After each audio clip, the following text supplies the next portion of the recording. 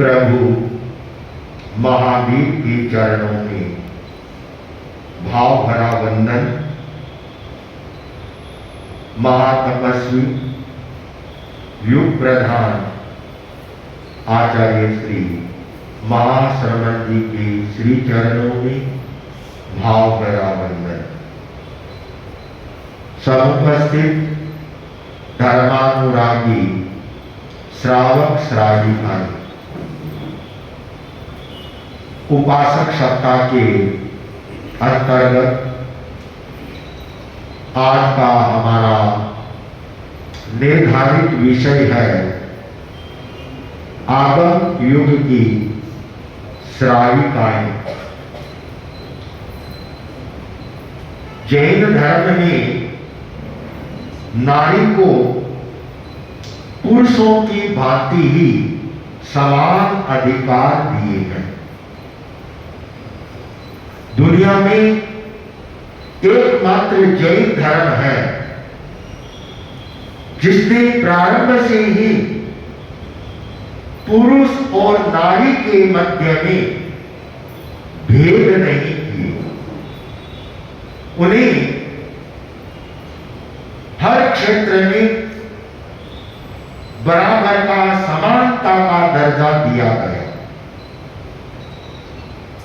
जैन धर्म जहां त्याग वैराग्य प्रधान धर्म है, वहीं वह सबको समान अधिकार देता है।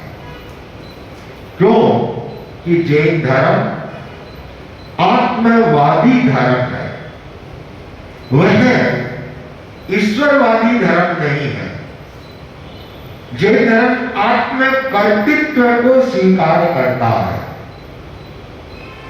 जहां आत्मा है वहां चाहे कोई भी आत्मा है उसको समान अधिकार है। यह तो पुरुष और नारी की बात है। जैन धर्म तो एक एकेंद्रीय जीव में और एक पंचेंद्रिय जीव में उसकी आत्मा को भी बराबर मानती है। अस्तित्व की दृष्टि से एक समान है। जैन दर्शन मानता है कि जैसे भगवान महावीर की आत्मा या तीर्थंकरों की आत्माएं साधना करके वीतरागता को प्राप्त होती है, वैसे ही हर आत्मा में वह शक्ति, तो उसमें नारी स्वतः ही समाहित हो जाती है। हम अन्य दर्शनों को देखें, अन्य धर्मों को देखें, पुरुष और नारी में भेद किया गया है। और यहां तक कहा जाता है, आज तो सारा चिंतन बदल गया है, एक समय था, एक युग था कि स्त्री को वेद पढ़ने के अधिकार नहीं। ये परंपराएं रही है। और इससे भी आगे और कह दिया गया, ढोर दीवार पशु सब नारी, ये सब ताड़न के अधिकारी। अरे ये नारी की किनके साथ तुलना की गई है? कहा जैन धर्म जहां समानता का अधिकार दिया और कहा कि ढोर कीवार पशु सब नारी। ढोर दौड़ना गाय भैंसे, कीवार जो सामान्य आदमी है, पशु उनके समान कौन है? नारी है। ये सब ताड़न के अधिकारी, इनको तो जितनी ताड़ना दी जाए उतना ही ठीक है। यह एक धारणाएं रही है। भगवान महावीर के समकालीन गौतम बुद्ध हुए हैं। बुद्ध ने भी बौद्धिक क्रांति के लगभग 5 वर्षों के पश्चात जब एक कुआं हुआ, एक वातावरण बना, उसके बाद गौतम बुद्ध ने 5 साल के बाद नारी को दीक्षित किया। वहीं भगवान महावीर ने केवल्य प्राप्ति के बाद जब गणधर गौतम स्वामी इन सबको दीक्षित किया, संघ का निर्माण किया, उसी समय चंदनबाला को दीक्षा दी। चंदनबाला को दीक्षा दे करके साध्वी समाज का नेतृत्व है उन्हें सौंपा। साध्वी समाज और उनका प्रमुख बने, यह समानता का अधिकार। केवल भगवान महावीर ही नहीं, हम अतीत में जाए। भगवान ऋषभ ने जब एक नई समाज व्यवस्था दी, भगवान ऋषभ ने नारी को प्रमुख स्थान दिया। अपने ब्राह्मी और सुंदरी को, इतिहास साक्षी है, आज जो ब्राह्मी लिपि है ये कहां से है? गणित आदि का ज्ञान है वह सुंदरी को दिया। तो ऋषभ से महावीर तक जितनी भी तीर्थंकर हुए हैं, आगम युग में नारी को एक सम्मानजनक और बराबर का अधिकार दिया गया है। श्वेतांबर परंपरा तो ये मानती है। 19वें तीर्थंकर भगवान मल्लिनाथ, वे कौन थे? स्त्री थे। स्त्री को तीर्थंकर माना है तो फिर बाकी क्या रहा? अन्य तीर्थंकरों की भांति भगवान मल्लिनाथ ने भी चतुर्विध धर्म संघ की स्थापना की, तीर्थ बनाया और तीर्थ का प्रवर्तन किया, तीर्थंकर कर। हालांकि दिगंबर परंपराएं इसको नहीं मानती है, लेकिन पूरी श्वेतांबर परंपरा मानती है।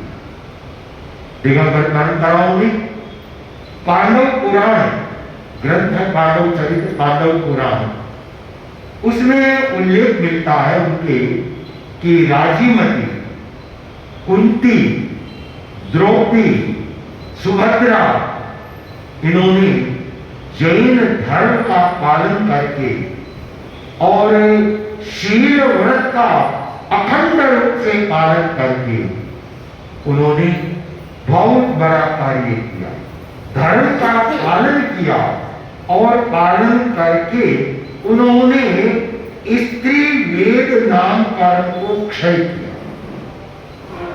यह एक तार्किक बात होती है कि जो स्त्री है तो स्त्री हर जन्म में स्त्री रहती है।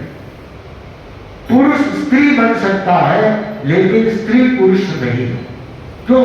उसके स्त्री नामकरण वेद का उदय रहता है और जब वह साधना के द्वारा, कठोर तपस्या के द्वारा स्त्री वेद को नष्ट कर देती है, तब वे पुरुष वेद में आती है।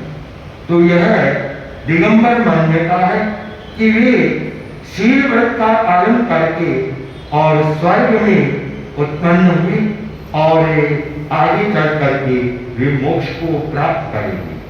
लेकिन श्वेतांबर आगमों में सुलसा, सुभद्रा, जयंती, शीला, सीता, इन सबको मोक्ष का अधिकारी माना है। जैन धर्म में जहां पुरुष और नारी को एकदम समान अधिकार दिए हैं अध्यात्म की साधना के लिए, कि जैसे पुरुष हर क्षेत्र में कार्य कर सकता है तो नारी है वह भी पीछे नहीं है। नारी को धर्म की आराधना में पूर्ण स्वतंत्रता दी गई और इसे हमारे आगम युग की नारियां कह सकती हैं, सानिकाएं कह सकती है, जिनका समय समय पर उल्लेख मिलता है कि किस तरह से उन्होंने धर्म का पालन किया है।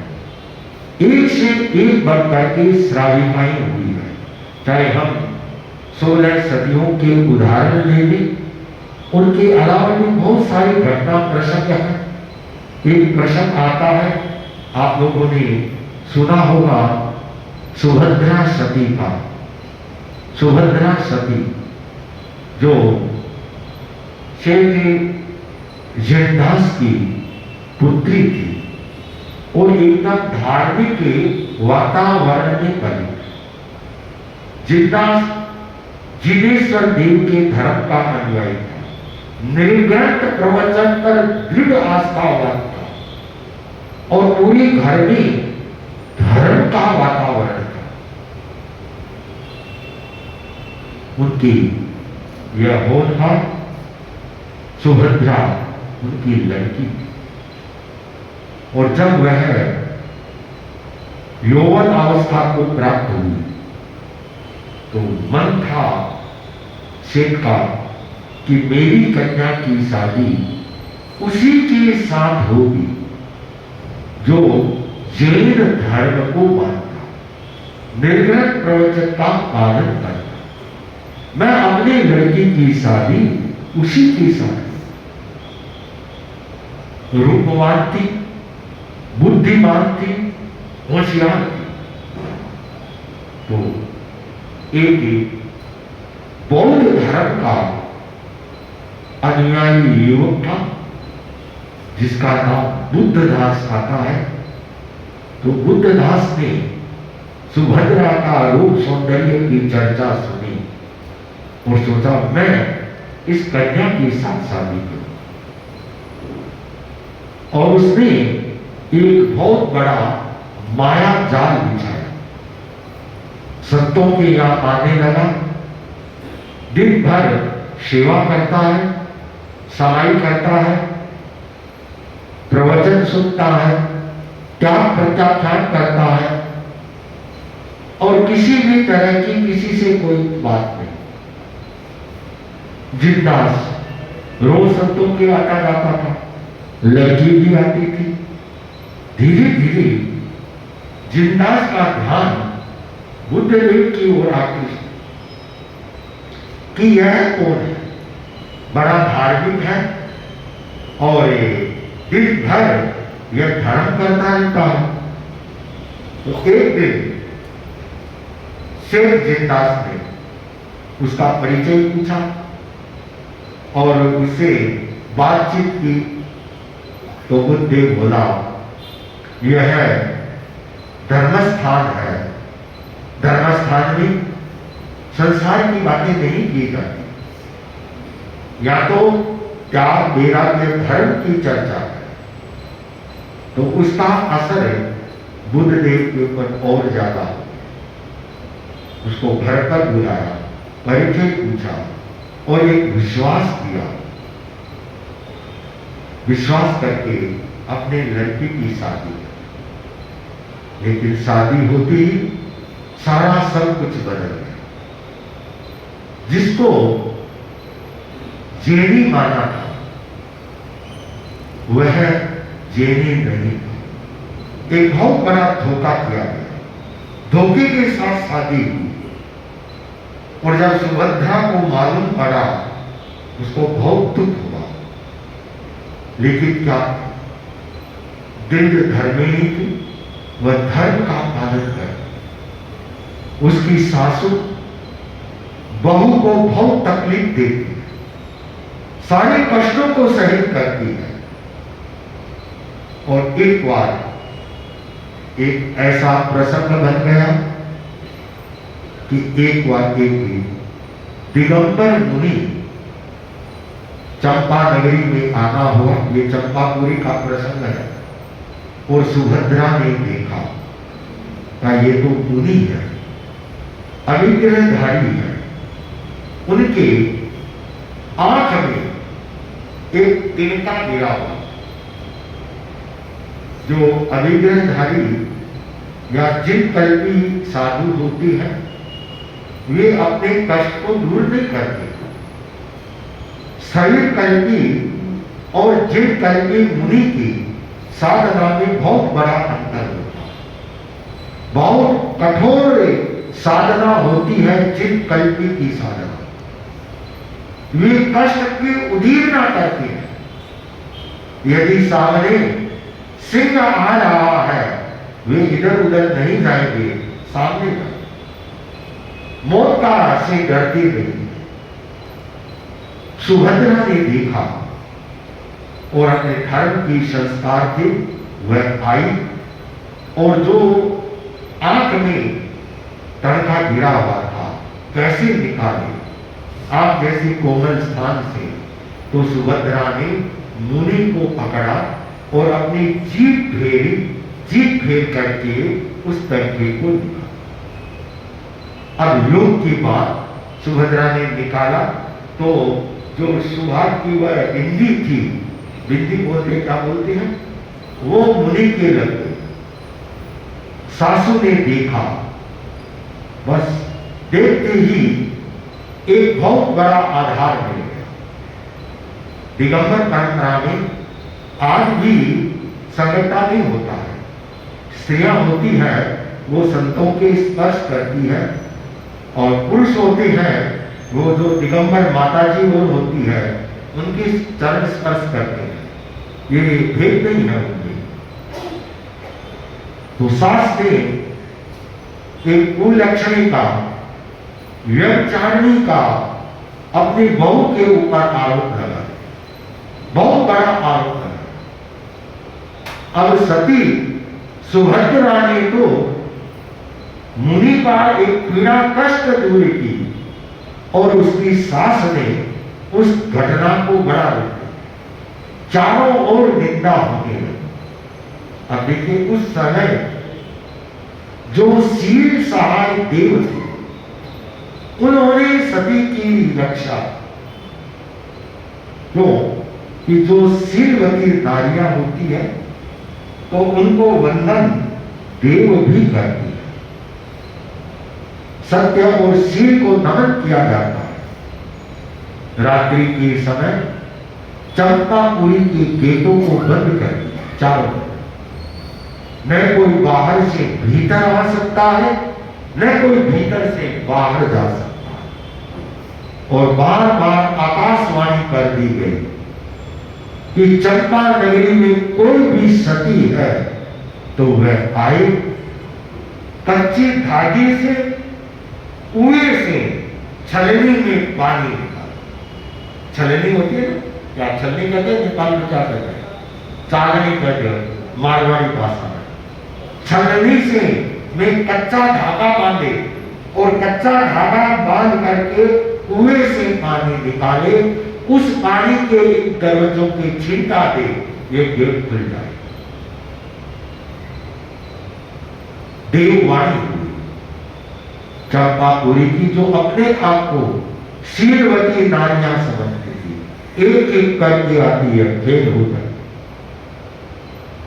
और उस समय सुभद्रा ने अपनी सासू से कहा, मुझे आज्ञा दे, मैं जाऊंगी और नगरी का कष्ट दूर कर दूंगी। सास ने उसको भर्त्सना की कि तू तो व्यभिचारिणी है, एक मुनि को ही नहीं छोड़ा, तू कहां की सती है। सुभद्रा ने बड़ी शांति से सासू को समझाया कि मेरे को जाने दो। सुभद्रा रवाना होती है, कुएं पर आती है, छलनी लेती है, धागा लेती है, उसके बांधती है छेदों से और कुएं में उसेरती और उसे पानी निकालती। जैसे पानी निकला, सुभद्रा सती की जय जयकार होने लगी और सुभद्रा ने चंपापुरी के एक द्वार को खोला, 3 द्वारों को खोल दिया और कहा कि कोई और भी कोई सती हो तो ये चौथा द्वार बंद है, वह आए और इसको खोले। 2 साल पहले हम भी भागलपुर थे, वहां से चंपापुरी गए, हमें भी वो कुआं दिखाया गया जहां सुभद्रा सती ने पानी निकाला था। अब वह कुआं है कौन सा है मुझे नहीं पता, लेकिन उस स्थान को हम देख करके आए थे। कहते वर्षों तक वह चंपा का एक द्वार बंद ही रहा, और यह आगम युग की श्राविकाई जिनेश्वर देव के धर्म के प्रति दृढ़ आस्था रखने वाली सती संतारी, जिन्हें देवता भी है नमस्कार करते, जैसी सुभद्रा का है ऐसी जयंती श्राविका का होता है। केवल समान अधिकार ही नहीं दिए, आप भगवती सूत्र में को पढ़े, एक पूरा प्रकरण आता है। जयंती ने भगवान महावीर से प्रश्नोत्तर किए, बड़े गहरे तात्विक प्रश्न थे, तो उसे अनुमान लगाया जा सकता है कि जयंती श्राविका कितनी बड़ी विदुषी, कितनी बड़ी पढ़ी लिखी विद्वान थी। ये हमारे आगम युग का गौरव है, आगम युग की श्राविकाएं हैं, जिन्होंने धर्म, चाहे रेवती श्राविका का है, सुलसा का प्रसंग सुनाया, चंदन काला का है, राजीमती का है, चेलना का है, कितनी कितनी श्राविकाएं जैन शासन में हुई है, और उन्होंने स्वयं धर्म का पालन किया है और सदैव धर्म को आगे रखा है। तो आज एक प्रसंगवश मैंने आप लोगों को एक संक्षिप्त के रूप में कि हमारा गौरव, अतीत का गौरव, कि हमारे जैन धर्म की कैसी कैसी श्राविकाएं हुई है, किस तरह से उन्होंने धर्म में दृढ़ता रखते हुए कष्टों को सहन किया, अपने सत्य व्रत का पालन किया, शील व्रत पर अडिग रही, चाहे कितने भी परीक्षाएं देनी पड़ी, हर परीक्षा में वे उत्तीर्ण होकर के कहना चाहिए सोने की तरह चमकी है। हम ऐसी हमारी आगम युग की श्राविकाओं के हम गौरव बढ़ाते हैं। हमें गौरव है कि जिन्हें जैन धर्म मिला है, और जहां पुरुष की भांति ही नारी को समान अधिकार दिए गए। आज समान अधिकार की चर्चा, नारी स्वातंत्र की चर्चा पूरे विश्व में होती है, वर्ल्ड में होती है, लेकिन वर्ल्ड का एकमात्र जैन धर्म है जो नारी को बराबर का अधिकार देता है, सम्मान देता है। ऐसी सम्माननीय श्राविकाओं को नत होकर की वंदन। ओम।